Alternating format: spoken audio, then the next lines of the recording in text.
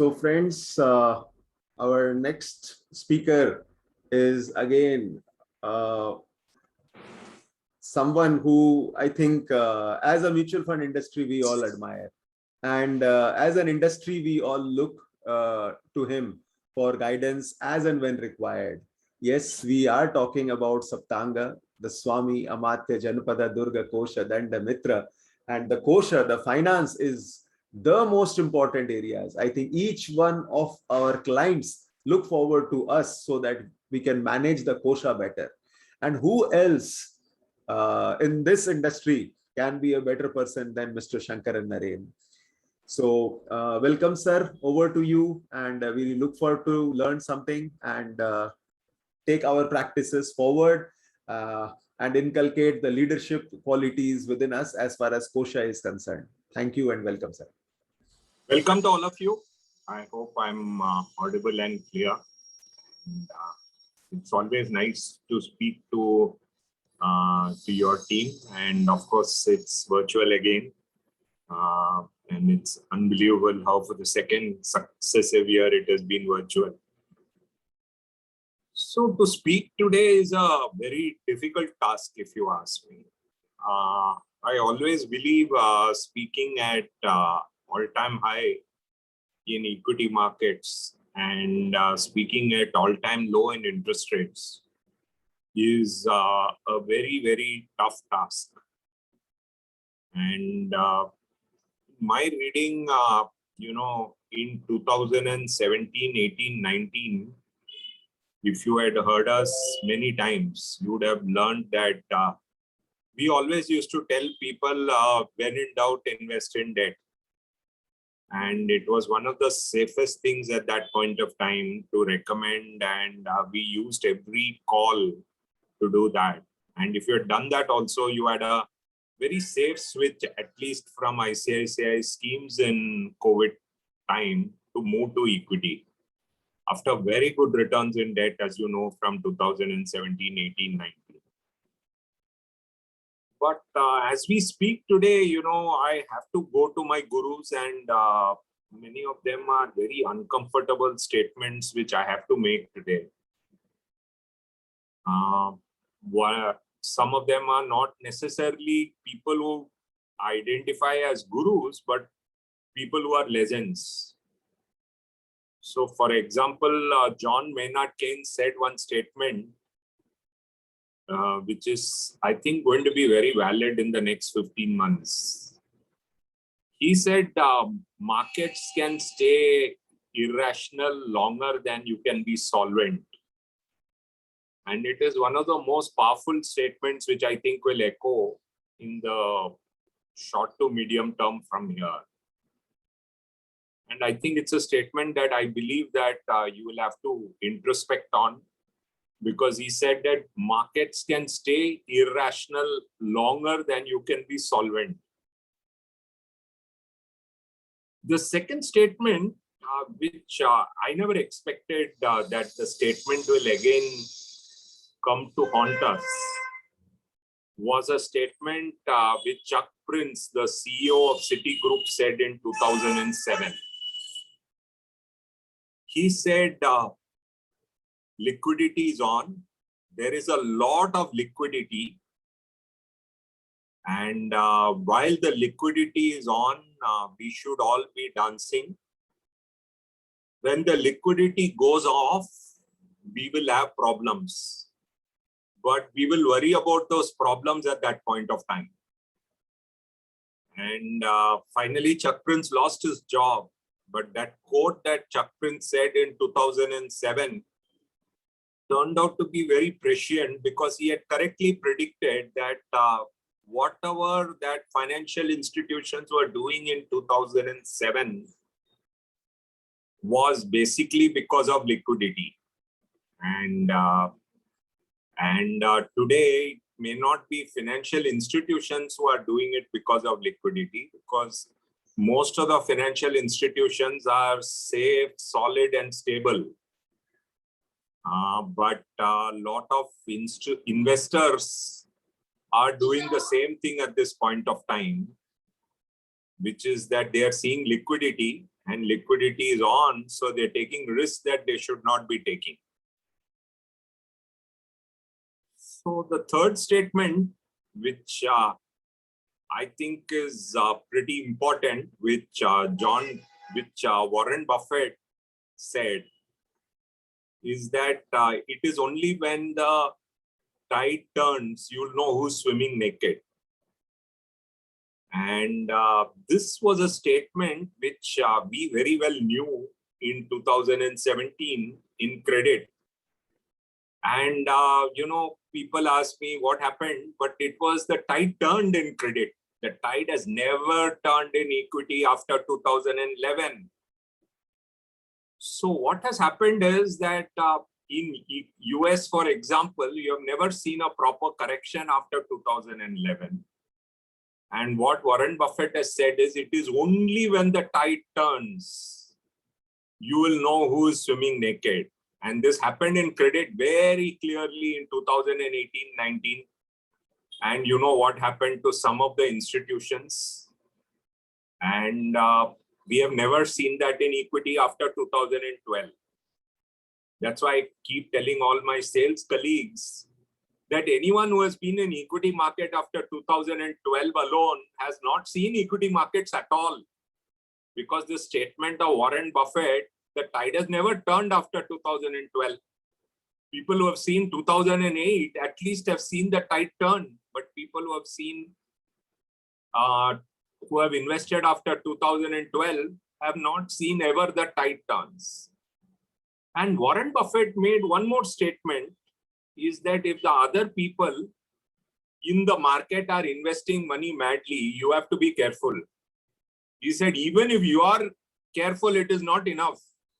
If the other people are investing madly, you have to be careful. And this is something we learned a lot in April, May 2020, because while we did not have a credit event, because other people had a credit event, we had to desperately buy credits, and our funds also had fund redemptions. And all the people who took out credit fund redemptions in our company, actually, if they had stayed on, they would have made very good money. But they still opted to take out credit money from our funds in April, May. And this was a very, very important statement of Warren Buffett. So when we are at market top, the responsibilities that are there when we are managing other people's money is very painful. And that is the responsibility that is there for ICICI Prudential Mutual Fund, and it is a very painful responsibility. When I think very carefully as to where we are, I think, in the next 12 to 15 months or 12 to 18 months, the biggest mistakes will be made by many people in the system. It will be made by the investors themselves. It will be made by mutual fund distributors. It will be made by fund managers. And it would be made by some of the corporates. And it will be fascinating to see how all these mistakes will be made by all these kind of people. And, I've seen it to some extent because I was a stockbroker in 94, 95. I was an investment banker in 1992. I was a stockbroker in 99, 2000. And I was an infrastructure fund manager in 2007. So the next 12 to 18 months will be the time when many people will make the biggest mistakes. The biggest mistakes never happen when markets are cheap or when the markets are at fair value. The biggest mistakes always happen when the markets are at all-time high and higher and higher and higher. You go and look at equity markets in US over the last 80 years, people will still talk about how people made mistake in 1920s before the Great Depression. People will tell you how people made mistakes in 1999. People will tell you about mistakes they made in 2007. Because the biggest mistakes will happen in this phase of the market. So as I got around to making a presentation, I finally dumped the presentation and said, I'll talk extempore. Because what are the mistakes that investors can avoid? I think it's very tough task, but investors can avoid mistakes from now by being disciplined. How can they be disciplined? By creating bureaucracy for themselves in every transaction that they do. Which means that if they are going to be direct equity broker investors, or they are going to be investing, they should say that they need okay from 2-3 people before they make any investment decision. Which means that they won't be able to trade fast. Which means that they will make lesser mistakes. Are they willing to do that? Are they willing to say that they will write 10 lines before every transaction they do from now? If they do that, they can actually reduce the number of mistakes they make by maybe 80%. If they start a rule that only after they write 10 lines and get an okay from one more friend on that 10 lines, they can do a transaction for themselves, I think the quality of their decision will improve by about 80%. Will every individual investor agree to follow this? I doubt very much. But if they follow that, it will help them a lot and reduce the number of mistakes in the next 1 to 2 years. So what can a mutual fund distributor do? I think the mutual fund distributor can reduce the number of mistakes significantly in the next 12 to 18 months. What do they need to do? It's very simple actually. They have to say that if they are going to allocate 100 rupees, that 100 rupees should partially go into debt. At least 50 rupees should go into debt. Maybe a category like floating rate. Maybe a category like liquid. I prefer category like floating rate. And maybe 25 rupees should go into categories like equity savings or arbitrage. And the balance 25 goes into equity. And even out of that 25, maybe a good quantum goes into dynamic asset allocation or categories like balanced advantage. If they do that in the next 18 months, they would have avoided all the mistakes possible. How many of the mutual fund distributors in the next 18 months will manage this? In my opinion, less than 10%. Those 10% would have made the least mistakes in the next 18 months. Because think about it, people say they follow asset allocation. So when equity markets are at all-time high, you have to allocate least amount to equity. You have to allocate maximum amount to debt. In debt also, duration is done too well. So you have to allocate more money to categories like floating rates. But is it easy in the next 18 months that they allocate maximum amount of money to areas like floating rate and arbitrage and equity savings? The answer is no.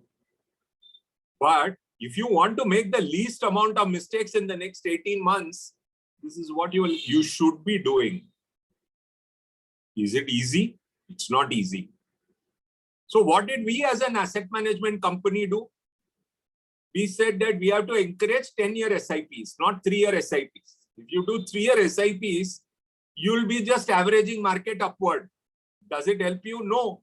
So we actually have this freedom SIP concept, which is actually investing over the next 10 years. Because over the next 10 years, if you do an SIP, it's a great thing. If you do an STP over the next 1 year, it will maybe just averaging market upward. So how can an STP help you? So what my sales team did is create a product called Booster STP. So if you look at a Booster STP and do it over the next, let's say 3 years or 4 years or 5 years, it will be a great idea because you may never end up investing in the next 1 year, but you will invest into the next very big correction as and when it happens. So again, it's a great idea at this point of time. So if you do a 10-year STP, SIP through Freedom SIP, if you do a Booster STP kind of framework, that would all get counted into maybe something like debt in my framework. But if you do something like a 2-year SIP at this point of time, it is not to be treated as debt, it should be treated as equity. In 2016, Anyone who did a 4-year SIP in small and mid caps, you know what was the experience.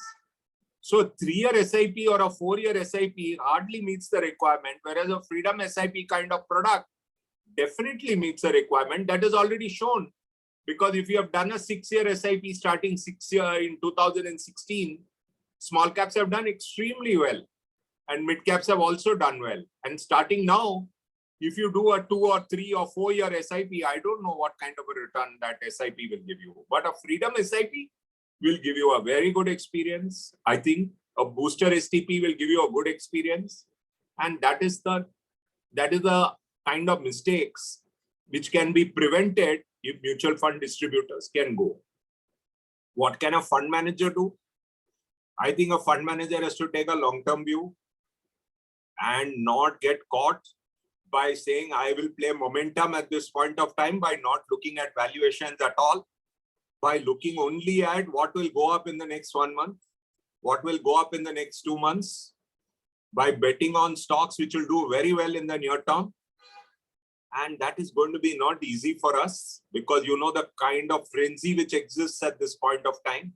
So that is how fund managers can prevent a mistake, by being genuinely long-term, by betting on companies which are reasonably valued compared to what they would be 3 years from now. And that is not easy. Like a year back, for example, I used to tell everybody, if you are making consumer durables, you have to bet on metals. And people used to tell me, how can metals go up? Metals have never gone up after 2008. And, finally, at the end of the day, now people realize that you don't make consumer durables or cars without metals. And everyone agreed that after COVID, all that you worked on was using IT and telecom. But people are not willing to buy telecom, but telecom suddenly took off. So I believe, these kind of long-term frameworks, without bothering what happens to a stock in the near term, clearly will help fund managers. But the near term, any stock can go anywhere. So if you go back and look at 2007, so many real estate stocks took off, so many power utility stocks took off, so many construction stocks took off. But anyone who bet on this group of companies, they got into deep trouble.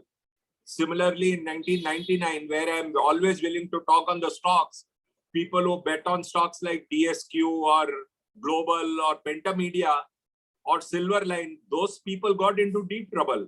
Or VisualSoft, they all got into deep trouble. And that's why for us as fund managers, we actually need to be very, very careful and bet on the long term and forget about what happens to the stocks in the short run. And we have to be disciplined. We can't afford to be indisciplined, and we can't afford to look for short-term returns. We have to look for long-term returns. This is how the 3 different sets of people can avoid mistakes in the next 12 to 18 months. What about corporates? In my job, I get to meet corporates. I find that the old groups, they are not in a frame that they'll make mistakes. Because many of those groups made mistakes in 2007. They're just about got out of all their problems and now they're doing well. But they're not likely to make mistakes. But a lot of new companies in new age areas, they have not even seen cycles. They're sure to make mistakes.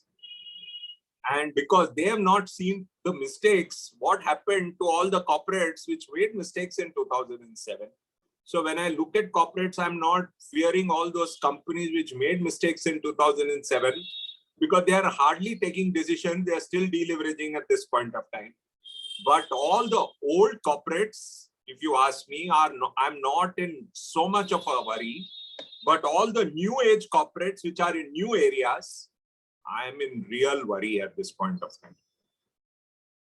So coming to what will happen to the markets, I think I don't have the answers, because the reality at this point of time is that the fund manager is not any fund manager in India. It is actually the central banks of the world. The central banks of the world have put $25 trillion. So one fine day, they will actually take out that money. And when they take out that money, that is when we will see a fall.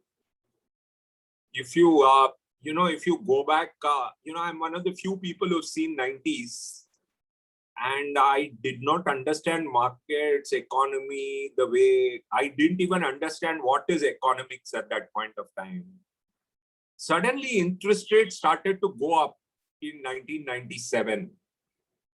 And I don't know whether you're aware, companies like Tata Steel and Larsen and Toubro borrowed at 16% in 1997 and 1998. And at that point of time, suddenly interest rates went up. And once they went up, the markets crashed. And till that interest rate moves up significantly because of the withdrawal of liquidity, I think markets are okay. But unfortunately, sitting in India, sitting in Bombay, or sitting anywhere else like Calcutta or any other place, it is not possible for us to predict when will interest rates go up. But the side effects are already there for you to see. If you go and look at what is the price of petrol, what is the price of diesel, what is the price of coal in the world, what is the price of LNG in the world, you are already seeing what is the price of steel, what is the price of aluminium. Of course, people blame supply bottlenecks. What is the price of, I would say, houses in USA? You're already seeing some impact already. So I think at some point of time, interest rates will go up, and that is what will result in the markets going down. But that can't be timed. And people think that people like us can time these things. It can't be timed. What can be done is actually asset allocation, sensible asset allocation, being logical, rational, and not greedy. And do I expect everyone to be? I don't think so, because I looked at the stock futures open interest in the market. The stock futures open interest in the market is highest ever, I think, in history. That means that what I'm telling people is that be careful, logical, rational, don't take leverage. But the stock futures open interest says that you're at your highest ever open interest. So which means that what I'm saying and what is happening is different. And so what I believe is that finally, at some point of time, people will get consumed by the greed. People will say markets never come down, so let's take more and more risk. And this is what happened in 94, 95, and that's what happened in 2007-8.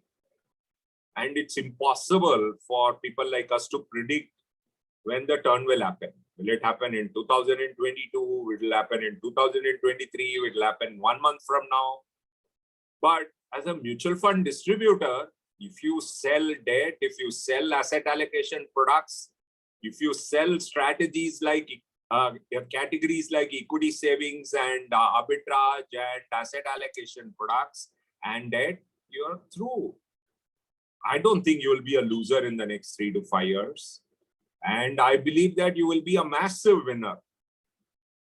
And that is what you will have to do. And it's very simple for me to communicate. But for you to conquer the greed of your investor is so tough. And I find it absolutely fascinating at this point of time to go tell people that forget about your greed of the next 3 months, 6 months, or 1 year. Practice asset allocation.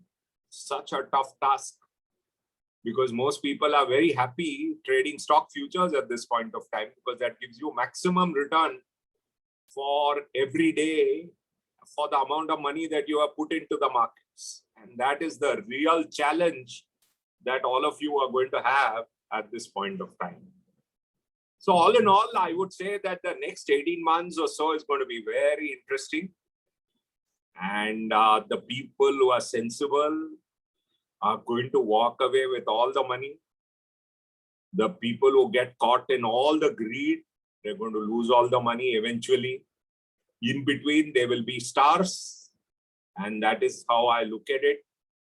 How to be disciplined. And if, as you know, as ICICI Prudential Mutual Fund, we created one of the largest bouquet of products And we work very hard in creating categories like balanced advantage, equity savings, multi-asset kind of products. We also created in the fund of fund space a very, very wide variety of products like global advantage and asset allocator fund of fund and various other categories. And in recent times, my sales team have created wonderful kind of things like Freedom SIP and recently Booster STP. I think this set of things that we have created is the way in which you can, as mutual fund distributors, nothing to worry for the next 10 years, 20 years, 30 years. If you don't get consumed by the greed, these set of things are going to last 10 years, 20 years, 30 years. And the scale that we have created can get double, triple, quadrupled, and it keep on multiplying. And that is my learning, because when I was the largest fund manager in my company through infrastructure equity fund in 2007, one of the pledges that I took is that we have to completely change the way in which our company works. And we have to focus on something which can clearly become a 1 lakh crore scheme, and not focus on a theme like infrastructure, which can go through like, give you absolutely phenomenal returns and then give you phenomenal negative returns.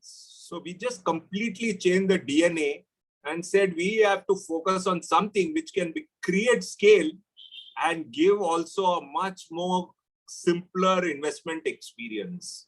And that's what we work for. And I must say the sales team also has worked for by creating beautiful strategies like Freedom SIP and Booster STP. And that's what I am very, very happy with what the sales team has done in this area, along with the products that we all jointly created and worked. But I would say the next 3 years are going to be much tougher than 2014 to 17. And I look forward to all of you using all your intelligence, all your behavioral temperament in handling your investors in the right way. Thank you all. Thank you so much, Naren sir. One question which is like coming in the chat box, a lot of, again, that's on the behavioral part. Currently, we have seen a lot of youngsters and each and everyone is opening a broking account, whether they are, it is like, it's not about becoming tough or like explaining them to do that. What can be the simple way to just bring them to mutual funds and things like that? This is all gone through this. No, I started my working career in 1989 and 89 to 98, 99 I only virtually did this. Unfortunately, people learn only through negative experiences. We can try. We can try. It took us quite some time to make a category like balanced advantage mainstream. It will take quite some time for us to make a category like Booster STP mainstream. It will take us quite some time to make a category like Freedom SIP mainstream.